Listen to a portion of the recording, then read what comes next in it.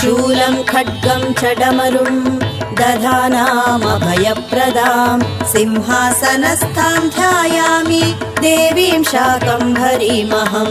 शाकम्भरी शिरः पातु नेत्रे मे रक्तदन्तिका कर्णौ मे नन्दजः पातु नासिकां पातु पार्वती। ओष्ठौ पातु महाकाली महालक्ष्मीश्च मे मुखं महासरस्वती जिह्वां चामुण्डावतु मे रदां। कालकण्ठसती कण्ठं भद्रकाली करद्वयं हृदयं पातु कौमारी कुक्षिं मे पातु वैष्णवी।